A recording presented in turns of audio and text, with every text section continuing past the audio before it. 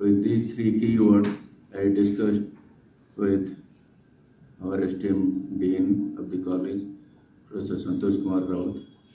Then we finalized this topic, AI to shape agriculture and allied sectors. Then, as usual, Professor Santosh Raut gave me a blank check. Then his entire team is here, and we are here. And I mean, then we were knowing that there will be good number of participation. Now we are, we are having close to around 150 registered participants, all types, starting from keynote speaker. Tomorrow we have keynote speaker. Today we have international keynotes. Let me tell you the program briefly. It is there already. So we had brainstorming to finalize this. After this inaugural, we have, see, incidentally, you can see on the dial, we have this, what is the purpose? Like, these are the three international experts who are using AI, and though they are son of the soil, two of them, they have been living for decades in the US. They don't know the very much the ground reality here. So let's know where is the application of AI in agriculture at what level in the most advanced countries of US, and then where we are and how to bridge the gap. We have different challenges, different. I am coming to that. Then we have internal expert or one vice chancellor. So I asked him for a souvenir to give a message. After that, I just requested, so please give an article for the souvenir. He outrightly agreed. He told time is short. In 3-4 days, in spite of holidays, like we had one Sunday, and he's an expert. He has been using mainly machine learning and AI to some extent. Then he agreed in spite of Sunday and the Holi, and the day of Holi around 11:20 p.m. in the night, I got his article. And next day morning, he sent the revised article. He felt maybe it has to be modified a little, and I didn't insist for keynote, otherwise you would have done it. Why I'm saying, now we have in our expert, then other experts are here of the dais. Then let me tell you briefly, this is the genesis, and these are the programs we have after this. International keynote speakers, 3 of them here. One will be online from US, second come. These are all interesting topics. The souvenir will be available to you, all of you. You can go through the articles. They are very useful. Then after this, we have in the afternoon, so for wide participation of all the participants, we have the poster sessions in the afternoon, and they have already fixed. After this inaugural, we will have the poster inaugural, and we wanted, not everybody is using how to use AI, even use AI to get the answer and put your brain to some extent. See on your focused area, what AI can be used in agriculture related aspects and beyond that allied sectors. So we have the poster session. After that, we have a distinguished group of panelists. We have the panel program in the afternoon 3:30. Then tomorrow we have 3 sessions, 3 keynote speakers, and quite a few oral presentations. Then the poster session will continue till tomorrow. Then afternoon we have the closing session, where the best posters, best oral presentations will be awarded. So this is what briefly the program. Let me tell you briefly about the before coming here in the Dean's office, we are sitting together. mostly all of us are teachers. So internationally and here we are discussing how AI is being used and abused. Then how to prevent that? It's a challenge for the teachers, for the researchers, for the scientists, for the administrators to see that okay, AI should be used but should not be abused. How to how to prevent that? Okay, let me tell you briefly. See, as I told you, we have international experts. The scenario is different. I'm converging on a use of AI in agriculture, not much allied sectors. I'm not going, time is short. So then we should know the opportunities and challenges. What is here in our country and what is there. So then we'll listen from them. Then what is our scope, what is our limitation. I'm just going to tell briefly, then other experts also are going to speak on that. So the opportunity and challenges of using AI in Indian agriculture. See how, I was just closely listening to India took the lead in having the AI Impact Summit recently concluded. Large number of heads of the countries were there, and mainly, acclaimed technical and technological leaders were there. I was closely listening to them to, just quote. I listened to Mr. Sundar Pichai, CEO of Google. Then there's Sam Altman, OpenAI CEO. The gist I could extract from them is they were discussing with the media and others. They told the AI use of AI or the application of AI would be relied fully when the last person in the value chain is benefited. And we know our country is an agriculture-based country. More than 50% majority of the population are engaged in agriculture. Then like a major portion of the GDP comes from the agriculture.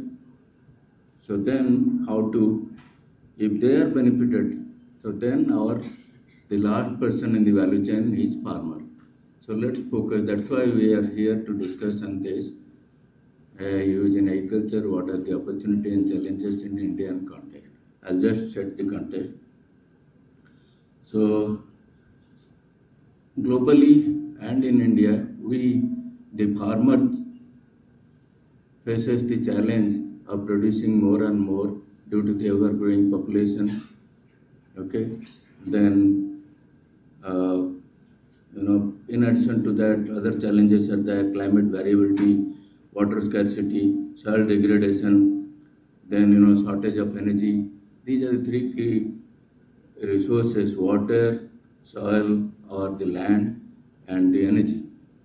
So the availability is shrinking, and the quality, let's say, soil is getting degraded, environment is getting degraded, climate variability is there. Uniqueness of our country, India, is which is not there in those developed countries. We have the monsoon-based climate system on which agriculture depends. There was a saying for decades when we were small, agriculture is a gamble in monsoon. It is still a gamble. So, because most of the agriculture in India are rainfed. So, under climate variability, in what way? Under all these constraints, AI can deliver so that the farmer income, the productivity, production, and income doesn't suffer much. So technological intervention like AML can be used to optimize the use of critical resources. These resources efficiency, land use efficiency. Then integration of AI into agriculture involves combining sensing, processing, learning and automation technology to enable data. What exactly is AI? So for layman, I'm not an expert. Let me tell you exactly what exactly is AI. AI is a database we have been using for decades, but now it's under the umbrella of AI. Some of the aspects of AI we have been using like ANN and other things. See, it is a data-driven decision support system or data-driven decision, technology. So it needs data, like big data. So in case of agriculture, it needs ground truth data in the field. See, India is different because we have small holding. The farmer affordability is low. So it needs to have accurate use and optimal use of these resources. We need to have ground truth data like soil sensors should be there where we get the soil properties like the nutrient, the soil moisture, temperature and all these things. Then climate AI should be used to accurately forecast the weather so that the farmer is prepared. Then that is the ground truth data. Then if we have UAV, drone or other sensors, aerial sensors, we need to have soil health and the plant health determined by sensing by the drone and remote sensing image.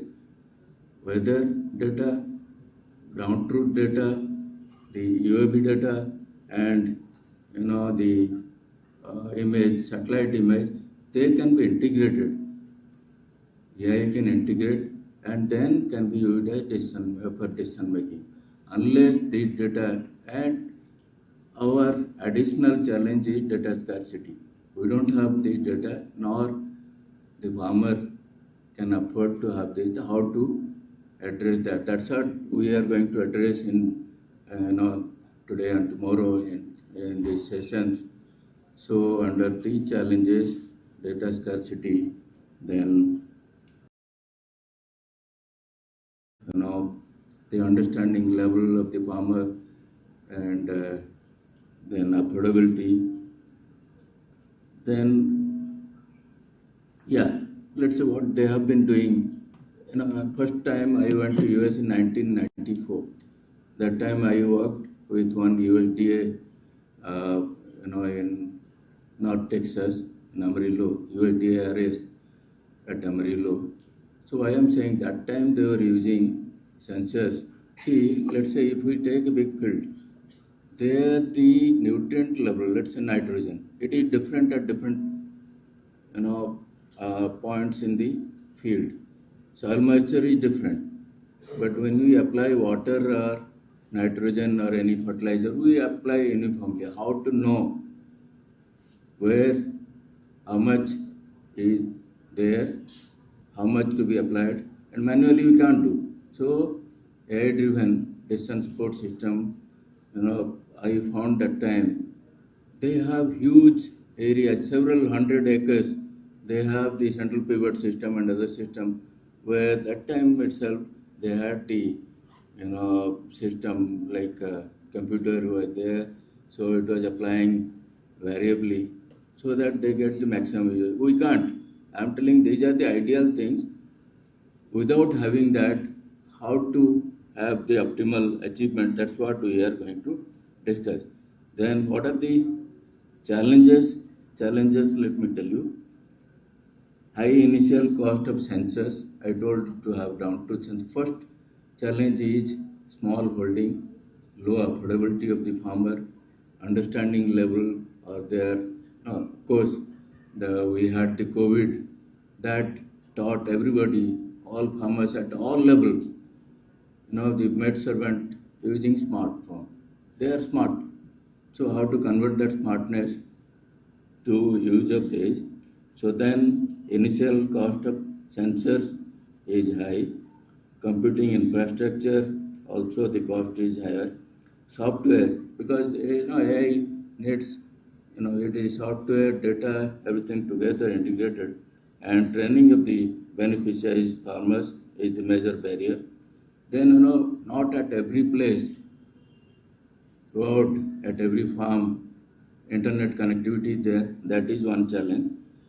Then, to address that, interdisciplinary team, AI expert, the farmer, agriculturist, okay, they should, data scientists, engineers, policymakers, they should work together under all the challenges and data scarcity condition to find out a solution, location specific solution, region specific, location specific solution of using AI under these challenges in the Indian context.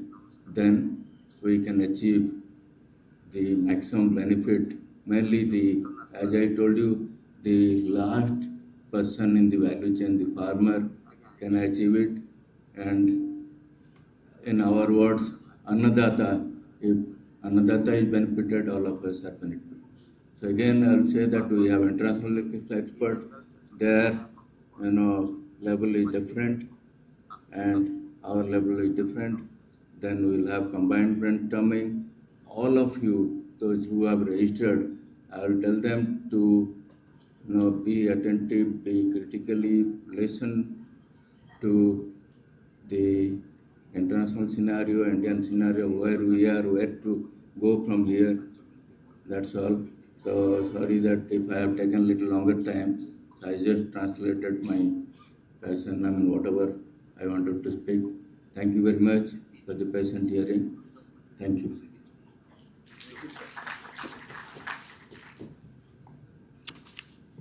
Thank you, sir, for the climate setting and giving us the context. Ladies and gentlemen, this is the era of AI, and definitely we are not away from that.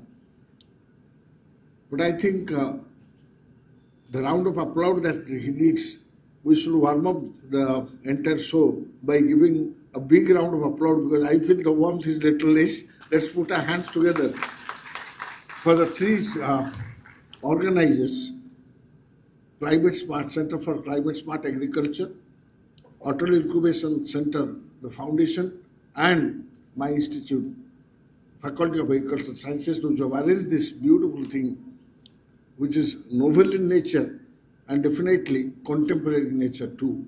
So let's hear from Professor S.K. Raut, our Dean of this faculty, what made him to accept this, and why did he think so that we should have a 2-day international symposium here. He has been a person, whenever we go with such proposals, he definitely accepts it and takes over the thing. Let's hear from his own mouth, and the podium is all yours, sir, Professor S.K. Raut.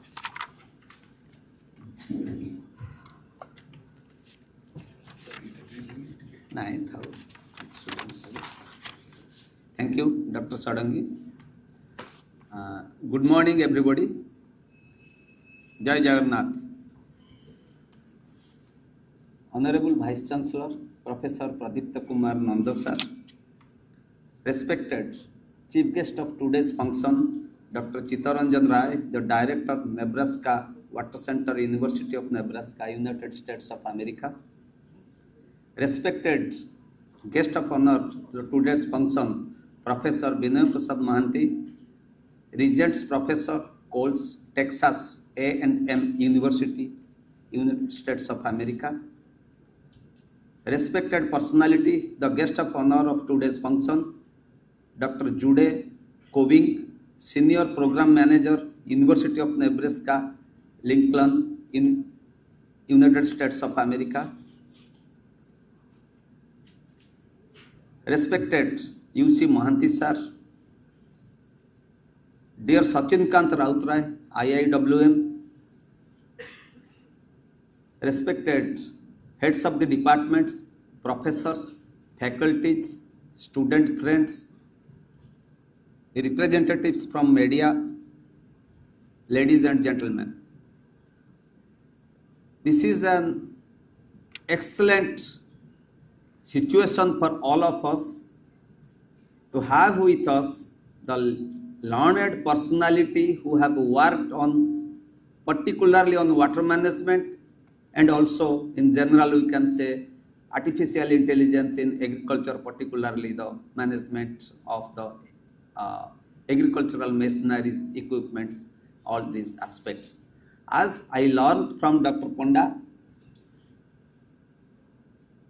who is the main architect of this program, Dr. R.K. Ponda, who just spoke before you for more than 25 minutes regarding the context of this organizing this seminar.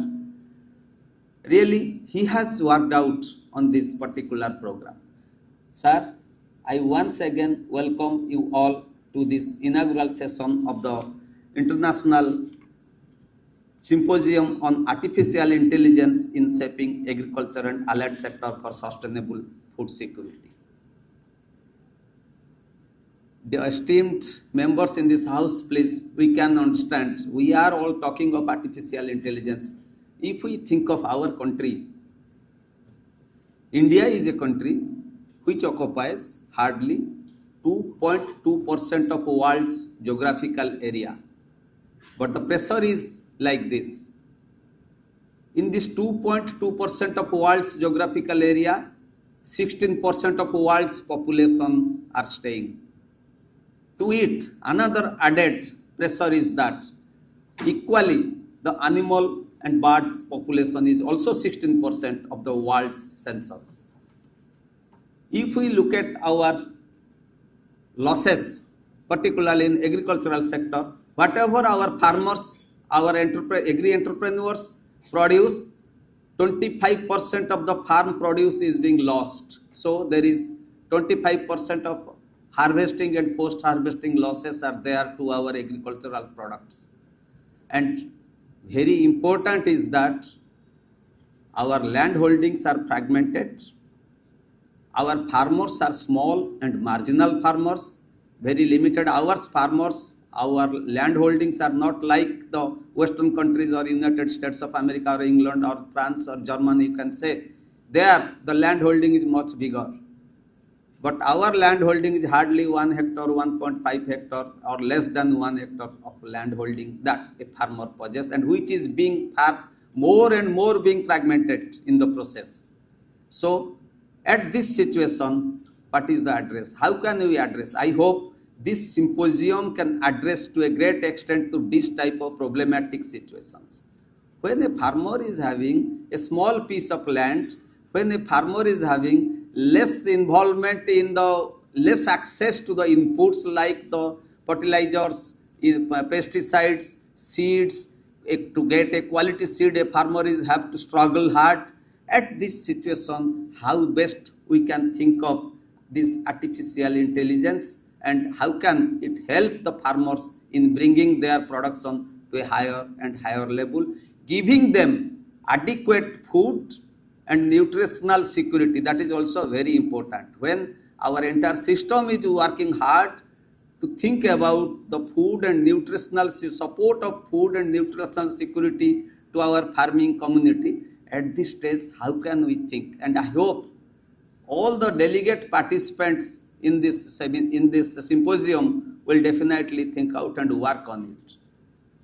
We have, if we look at our agricultural scenario of our country, we have 3 distinct farm production systems, and each production system we will have to think of a distinct planning for each production system. We will have, if we have the planning of artificial intelligence, it cannot be a common to all the production systems. We have 3.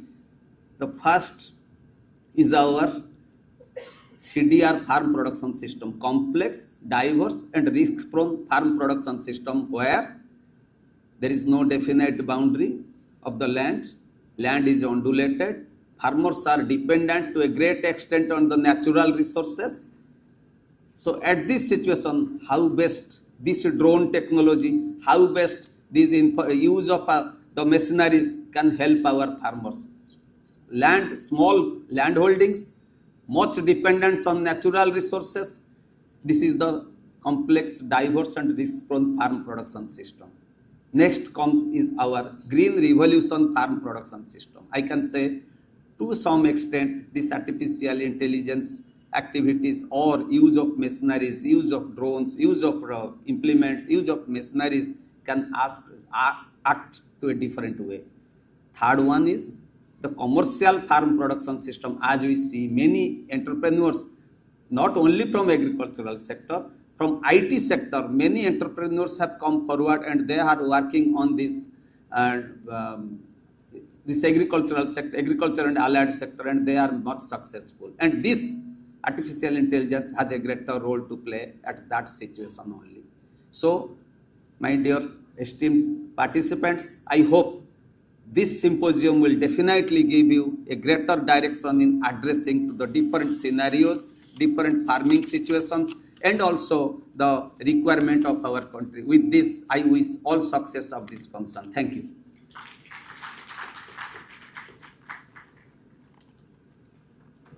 Thank you, Professor Raut. Very nicely said.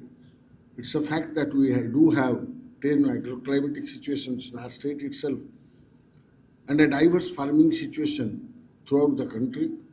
More so, the days were gone when farmers were not much aware, much illiterate. Now, I mean, graduates, postgraduates, and technocrats, they are being attracted towards farming. So it is high time that such kind of things should be held for the better education and prosperity of the country. Thank you very much, sir, for your words. Ladies and gentlemen, we do have with us the Regent Professor and Coles Chair of Texas A&M USA. As a guest of honor is none other than Professor Binayak Prasad Mahanti. With a big round of applause, please welcome him onto the dais and let's hear his vision and his mission. Sir, most welcome, sir.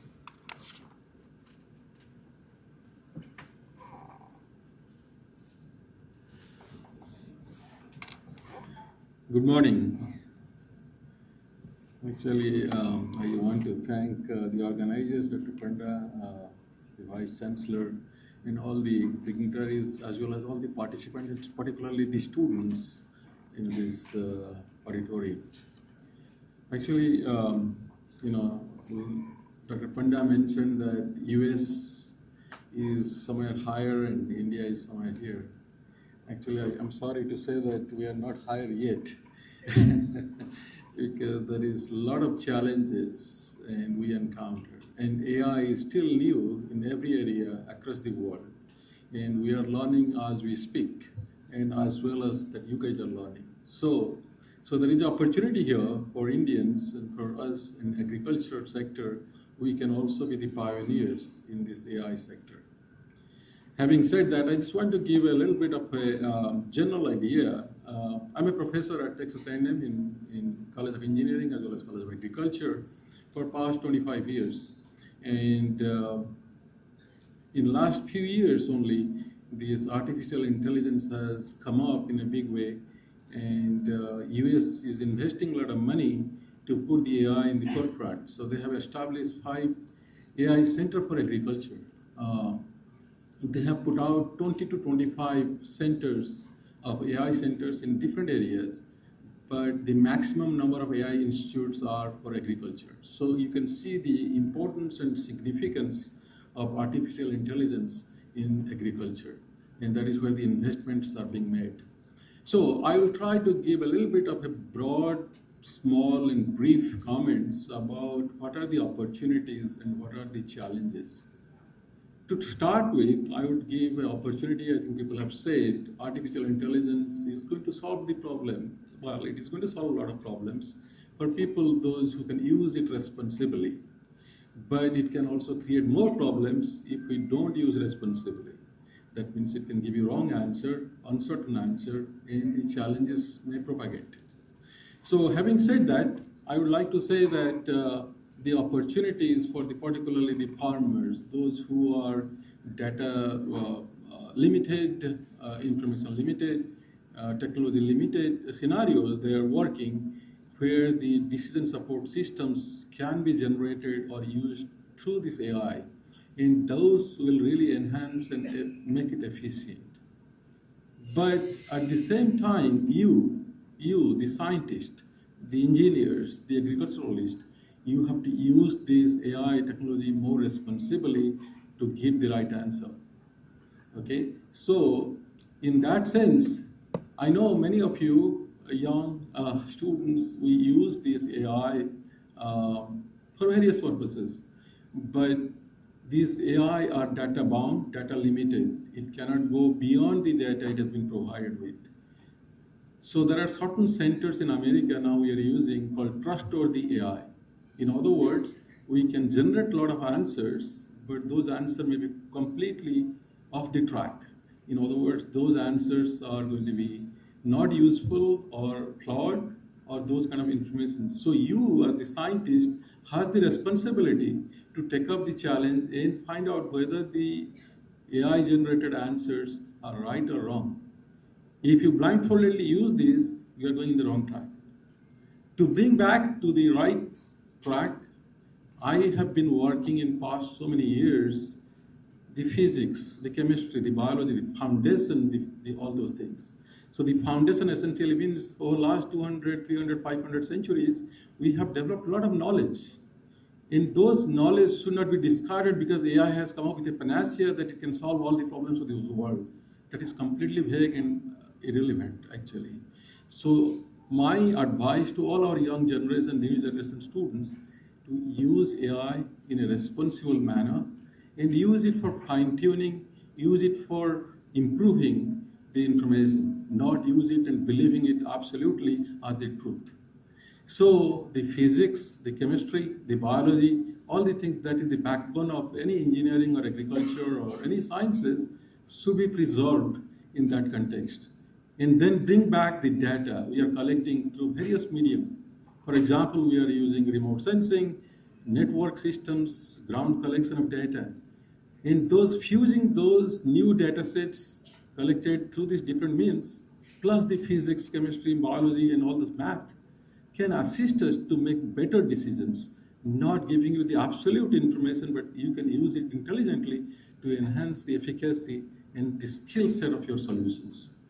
So that is kind of my prime message. If I can resonate that with you guys, that take AI with more responsibility, use it more carefully, bring in together the foundational science into the AI, we can have better answer, not only for science, but also for agriculture, any other discipline that you are going to work on.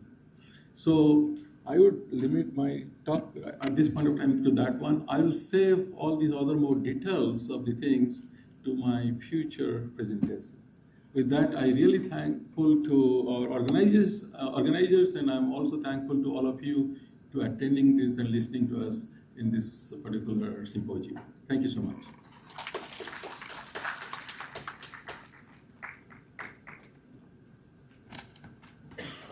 Thank you so much, sir. Rightly said, new things also bring in home more responsibility for taking decision and for implementation too. We should have that caution. We should have that thing in mind, particularly the scientists, those who design this. And definitely we must take this to heart and soul.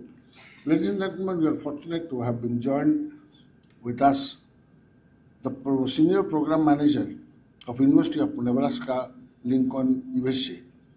As our guest of honor, Dr. Jude Cobbing is here. May I request you, sir, please welcome him with a big round of applause. For the first time he is here. Sir, most welcome to this university, and the podium is all yours,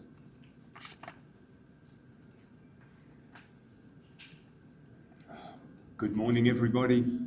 Distinguished chair, honorable university leadership, guests, students, thank you very much for welcoming me here to Bhubaneswar. It's really wonderful to be here.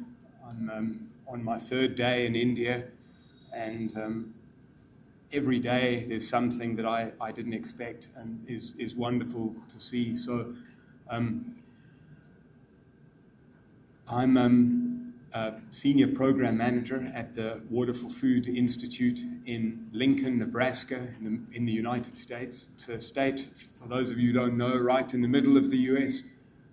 Small population, a huge area, but it's one of the big food producing areas of the United States. I'm a groundwater specialist originally, and in Nebraska we grow most of our crops using groundwater. So for me, it's an interesting place to be.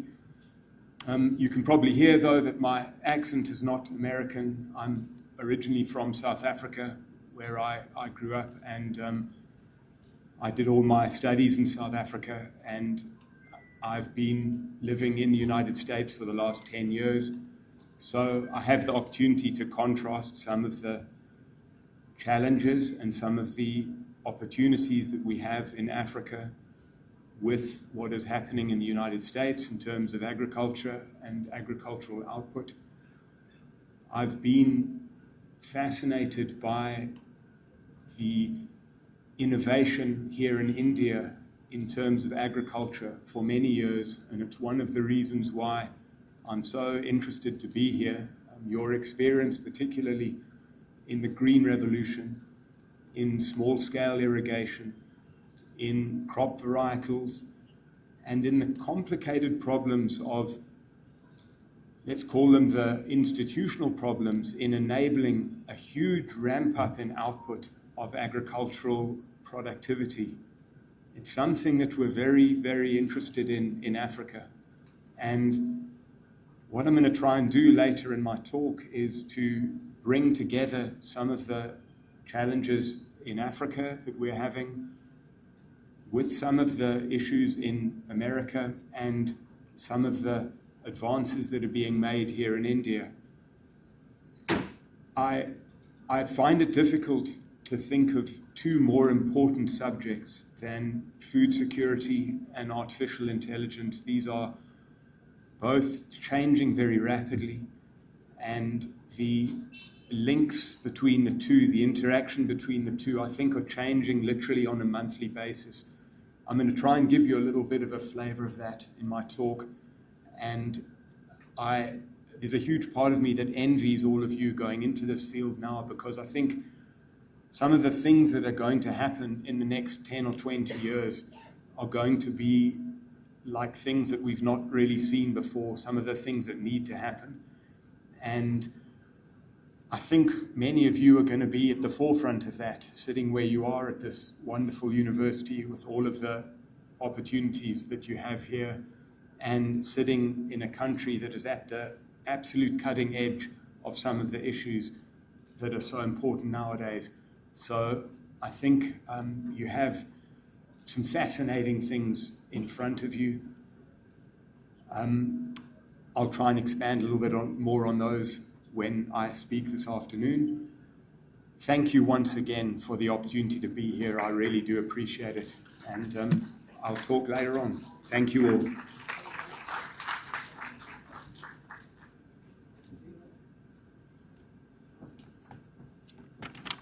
Thank you so much, sir. Ladies and gentlemen, we have a personality with difference with us. He has been with us, he has been guiding us. Though he lives in USA, his roots are still here, his heart and soul is still here. He's our chief guest today. We are proud to have him. He's the director of Nebraska Water Center, University of Nebraska, USA, and none other than Professor C.R. who is very close to our hearts. Please welcome him onto the stage with a big round of applause.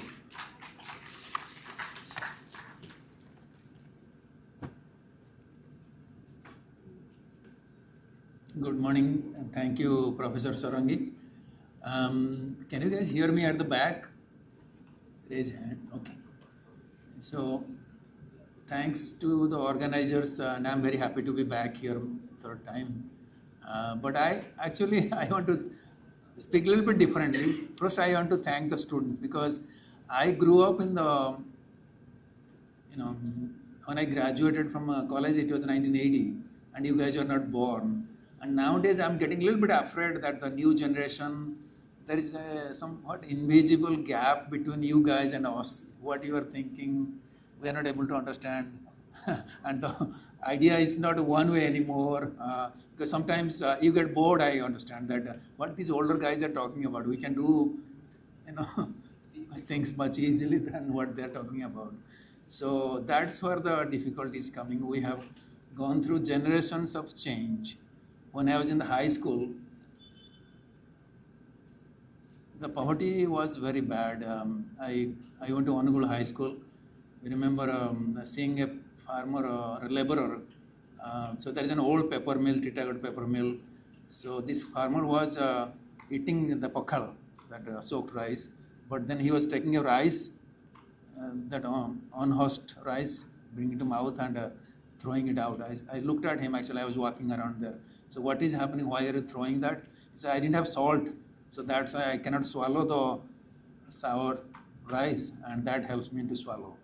So those poverty days are gone. Now you guys are growing up in pretty much sheltered lives. Your parents are fairly middle class, and many of you, I don't think that poverty is anymore in Odisha now. The starvation or the problems we had in Kalahandi, it's gone pretty much. But you have different ambitions. You are part of the digital world. You see what is happening in the US. And in our days, my classmates, especially those who are from the poorer backgrounds, we had to bring like several kilos of chuda and rice,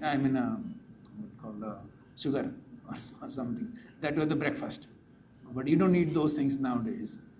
So things have changed, but what has excited me over the years is that, coming back to Odisha, that this evening we are going to the Golomunda block of Kalahandi to see a farmer. His name is Krishna Chandra Nag, and he was invited by the Prime Minister a couple of years back, that how he has transformed agriculture in this dry area. Now he has about 450 farmers. Last I talked to him, several times I talked to him over the months, but last 6 months, July to December 2025, the revenue was 1.5 crores. So that's one of the things we are going to learn. My colleague Jude and myself will be visiting him tomorrow, but also a few other places to gain some ideas. And we are not here to give you the ideas. We want to learn what are the problems, or maybe there is a way to jointly solve these problems. You look at the dams, Indrapati Dam, I don't know how many of you know about that. That has been really transformed Kalahandi from a drought area to the, they call Pakhalahandi of Odisha now. The starvation is not there. But the tribals who are displaced by the building of the dam, they are still wandering around. They are not very well settled. So that's one of the thoughts, that what can you do? These barren hills which are holding the reservoir, can they be revegetated? Can they really help settling some of these people back? So that's one of the things we are thinking, visiting Koraput also, Jaipur, Swaminathan Foundation. From there we'll go to Maharashtra. A lot of tremendous success. Actually, the Jude is leading one effort in Kenya. So that's the trip. The reason for coming here is to see how India is doing, especially the farmer producer companies or farmer producer organizations, how they have been so successful. India's biggest grape exporter is no longer Mahindra, the big company. It's 18,000 farmers. That name is Sohayadri Farmer Producer Company. So last year, 2025 December, their net export was 2,000 crores. So they are farming on 25,000 acres. There's another big development in Andhra Pradesh that nowadays, I don't know, we didn't have popcorn going to movie theaters those days. Now the movie theaters are controlled by chain companies. So this company in Vijayawada, they are providing popcorn to 2,000 movie theaters. They have again 17,000 plus farmers. And they all mechanized way, they are growing popcorn, popping and caramelizing, all those things. You can buy those in the movie theaters. That's also a big success. That so the other thing is, there is a person, he is Padma Shri. He came back to his village, not doing regular job, and wanted to do a change in the lives of the people in his village. 300 families, about 1,200 people in the village. Over 20 years working with them. Now 90 families earn more than 10 lakhs per year, and maybe 30 of them earn 1 crore per year with the crop animal systems. So these are things we are here to learn, but how things are happening, and also at the same time develop trust and understanding for a future collaboration. So this is where I want this to be both ways. I want to listen and understand from you that, it's just not one way. Maybe things may not be that exciting for you. You guys are in different world and see the world differently than what we see. But what we are thinking that India has progressed very well, and how we can gain this knowledge and take to other places, especially in sub-Saharan Africa or other places where my colleague Jude and others work, can this be really transferable or transportable? So that's my goal. Thank you very much, and nice seeing you all again here. Thank you.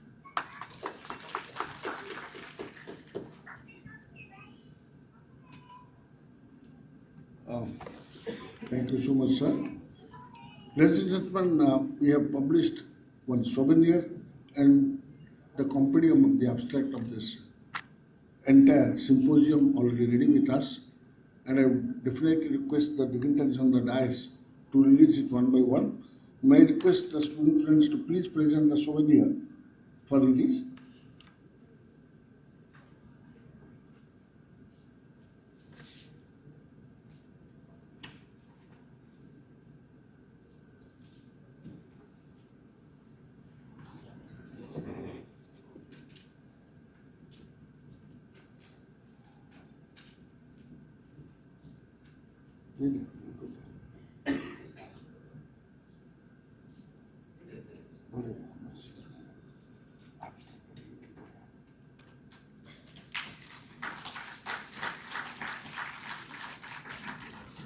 It deserves hard-hitting hand because a lot of work has gone into it, definitely. The sleepless nights, lot of editing, the one who has done definitely deserves a special lot of applause. And now it's the compendium to be released, sir. Please.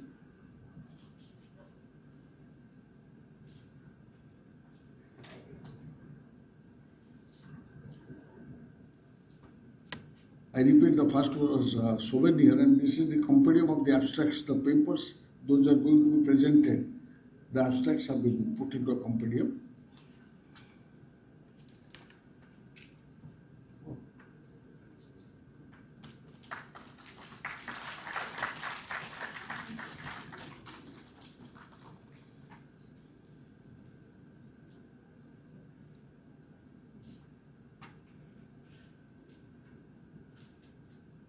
Thank you so much, sir.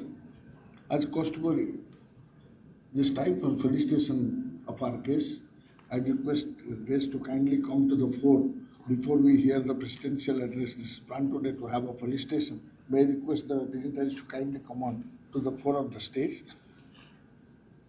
I request Honorable Vice Chancellor, sir, to kindly felicitate our Chief Guest Officer, C.R. Rai.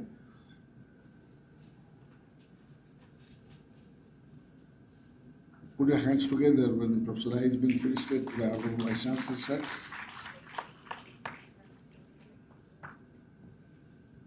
Sir, be close it.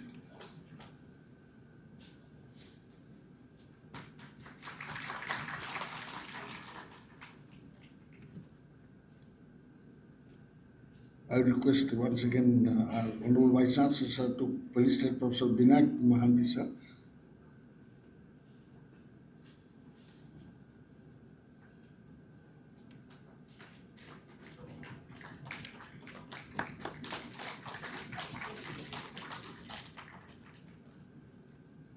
May I now request you, sir, to felicitate Dr. Jude Cobbing.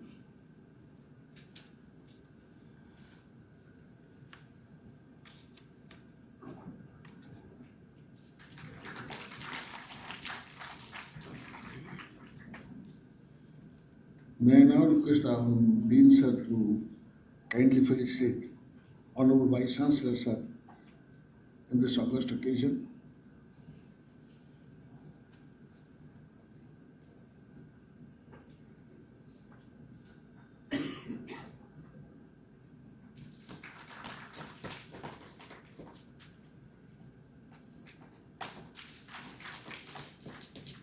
I once again request our Dean, sir, to kindly felicitate Professor R.K. Panda, sir.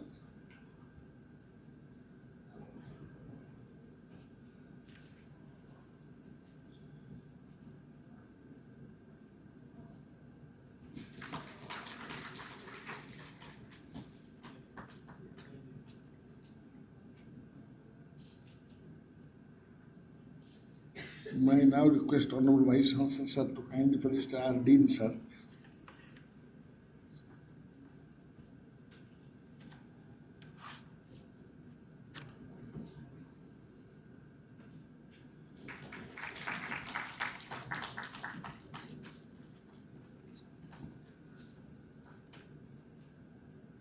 Thank you so much, sir. Thank you so much, sir.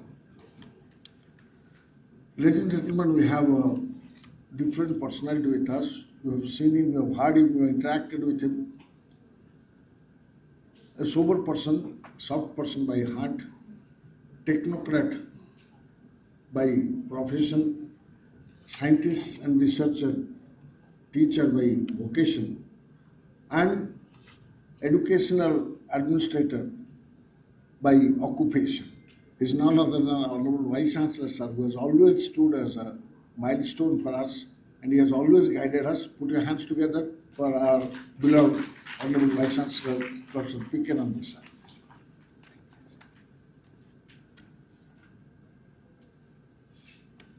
Good morning, all of you. Jai Jagannath. Esteemed Chief Guest of this Symposium, Professor Chidanandan Ray, Director, Nebraska Water Center, University of Nebraska, USA. For Guest of Honor, Professor Binayak Prasad Mahanti, who is Regent Professor and Course Chair, Texas A&M, USA. Also our Guest of Honor, Dr. Jude Koving, Senior Program Manager, University of Nebraska, Lincoln, USA. Our Program Coordinator and Chair of the Symposium and also Director of Climate Smart Agriculture, Professor R.K. Panda. Dean of this issue of Agricultural Science, Professor Santosh Kumar Raut. Professor U.C. Mahanti, who is also the Distinguished Emeritus Professor of our university. Professor Parasar and all the heads of the departments, senior professors, faculty colleagues, participants.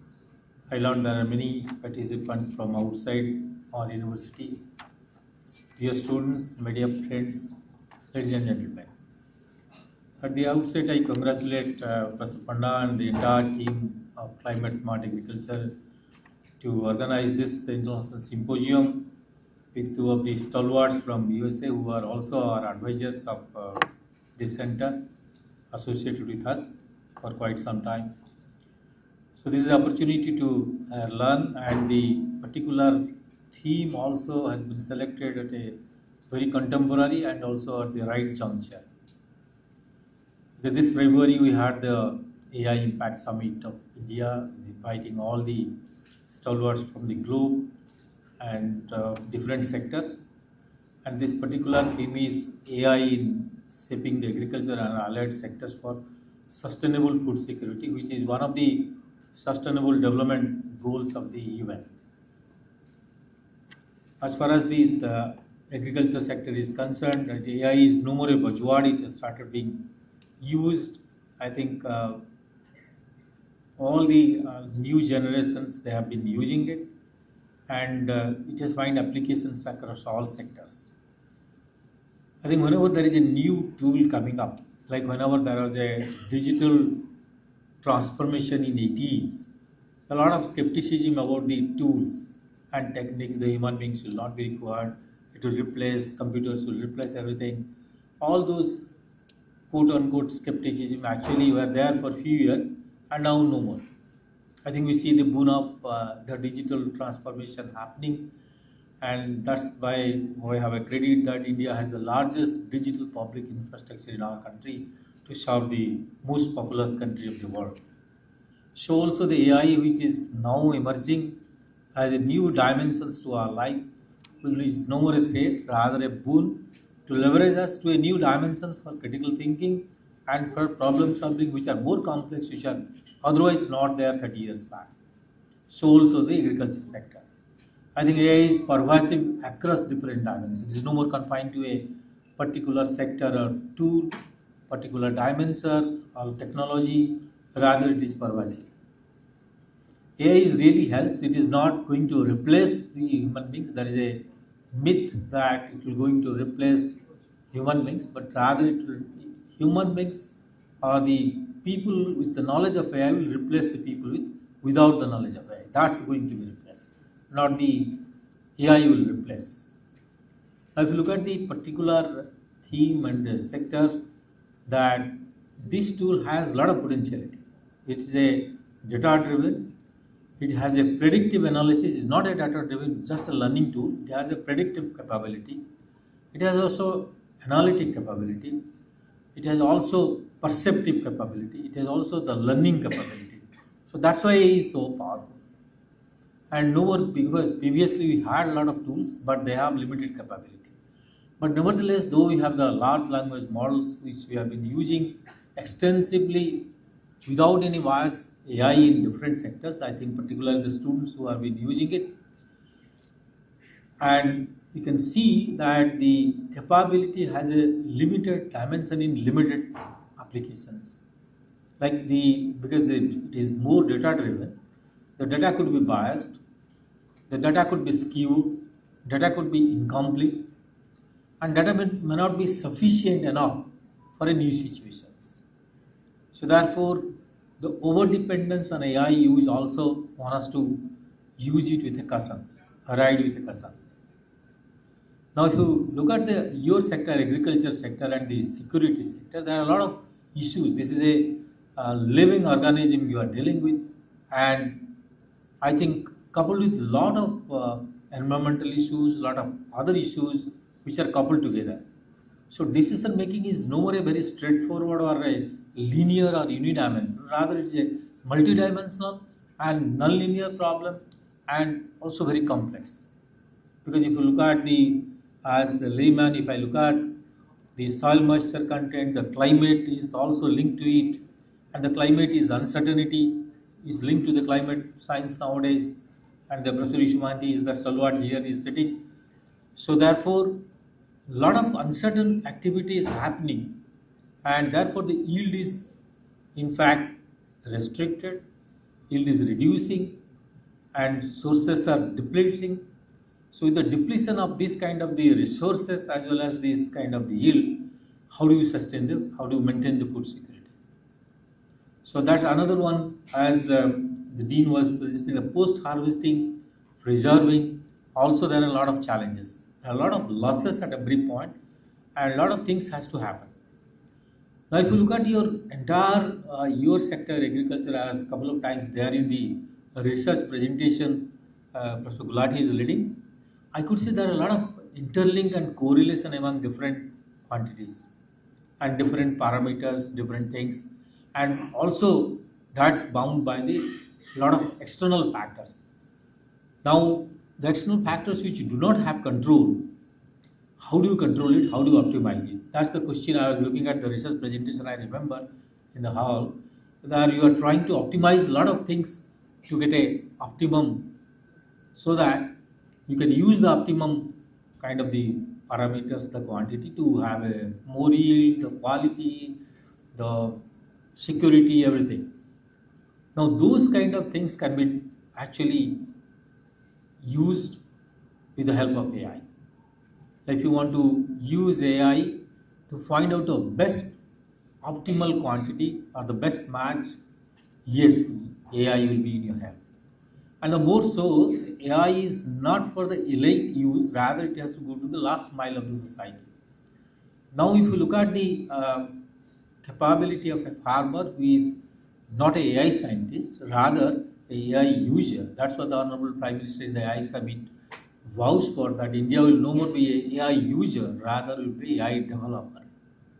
So therefore, the more data centers will come in our country, which is also more energy intensive and also more demanding so far as the other countries are concerned. So therefore, the use of AI is, yes, it's necessary, it is also emergent, and it is also at the right juncture it is there.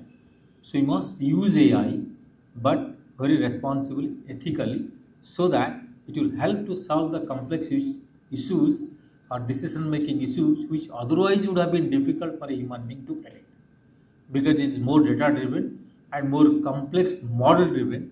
So therefore it can also model complex models which are existing in life sciences, and particularly your science, plant sciences, and coupled with a lot of external factors like environmental science and all, there it will be helpful.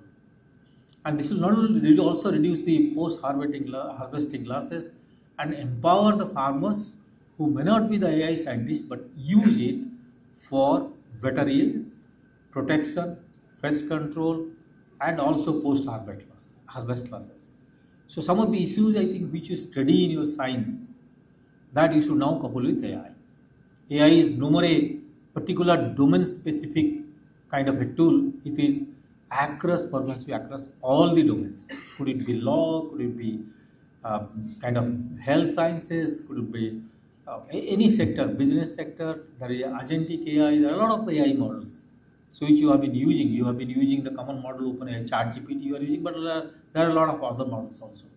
So therefore, I perceive that this kind of discussion, this kind of symposium is very kind of the time or the right juncture, chosen at the right juncture, and for the right people, because your challenge is different. Because as I was telling that our farmers are having only less land, and also the challenge is high yield with the quality and reducing also the greater risk of health, because the pesticide you use more is prone to the health sciences, and health science also using same AI to reduce this. So it is a kind of a circular concept. We have to use it and definitely address the issue of food security, which is also a challenge for the populous country like India. I wish there will be deliberations. Some of the deliberations might spark in some of you to work and use AI in your sectors with different disciplines, come up with novel ideas, and use in a particular experimental patch to see that with your AI and without AI, how you are addressing these issues. So that should be the next research presentation in the research domain in your university, in your institute. So thank you. God bless you. Jai Hind.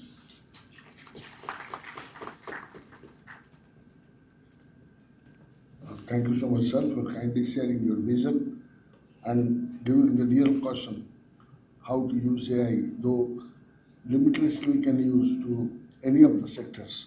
Ladies and gentlemen, we have come to the back end of this inaugural session, and may I now request our Director of Farms and Professor and Head Plant Physiology of this institute, Professor Saroj Kumar Mahanti sir, to kindly come on stage to offer formal vote of thanks. And by the time Professor Mahanti is here, let me inform the House. We are going to inaugurate the poster session immediately after this session, and I request Professor Panda and Professor Rao to escort our guests for the purpose so that we can have this poster session soon. Sir.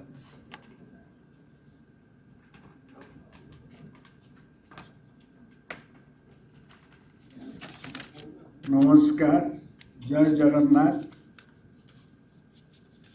respected Honorable Vice Chancellor Professor Pradeep Kumar Nanda sir, Honorable Chief Guest Professor C.R. Rai, distinguished guest of honor Professor Vinayak Prasad Mohanty, Dr. Judo Goving, esteemed Dean Professor Santosh Kumar Raut, Director Professor R.K. Panda, Dr. U.C. Mohanty, and Sachin Raut from Water Management, distinguished faculty members, researchers, students, and all our valued participants.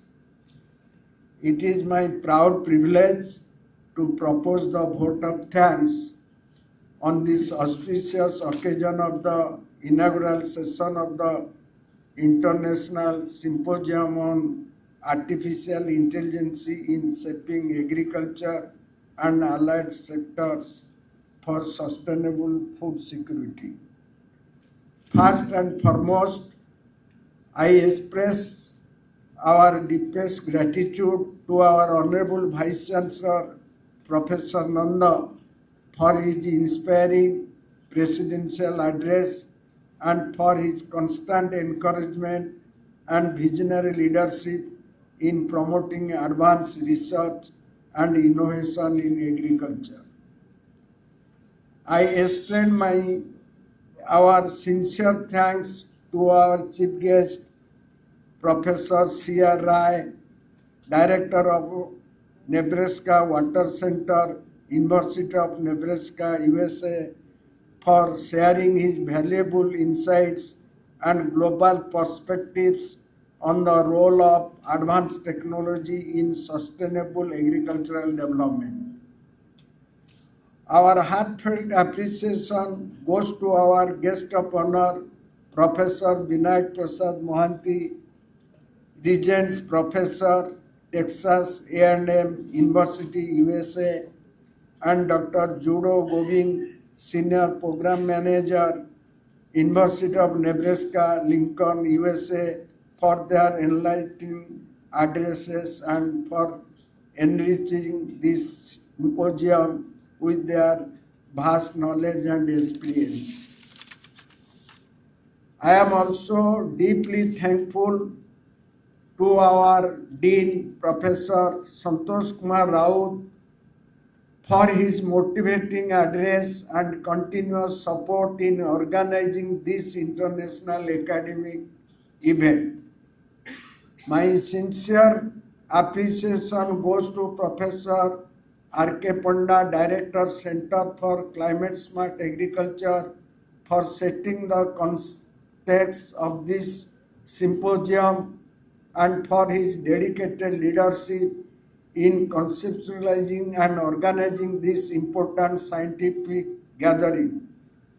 But above all, our sincere gratitude to our Honorable Founder President, Professor Manoj Ranjan Naik, for his visionary purpose and all the encouraging action has been taken with his guidance and his support. And I will extend our sincere thanks to the press media. I extend my gratitude to all the organizing committee members, faculty, staff, volunteers, and student coordinators whose tireless efforts have made this inaugural session successful. I also thank all the delegate researchers, academicians, head of department, faculty member, participants who have joined us from different institutions and countries. Your presence and active participation will certainly make this symposium intellectually enriching and impactful. Finally, I would like to thank everyone present here for their gracious presence and support in making this inaugural session a memorable one. With this, I once again extend my sincere thanks to all. Thank you and wish you all a fruitful and engaging symposium. Thank you.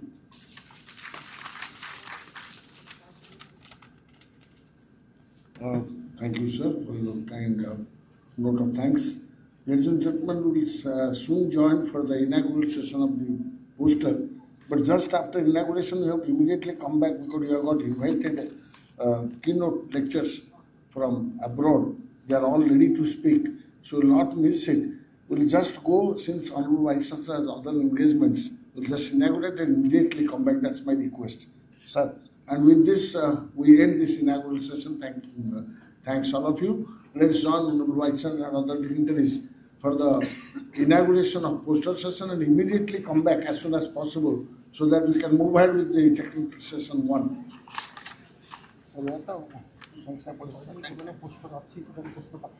I request the participants, those who have posters, please be there with your respective posters. Honorable Vice Chancellor will be visiting, so whoever is having poster, I request to be there at least right now. Such have you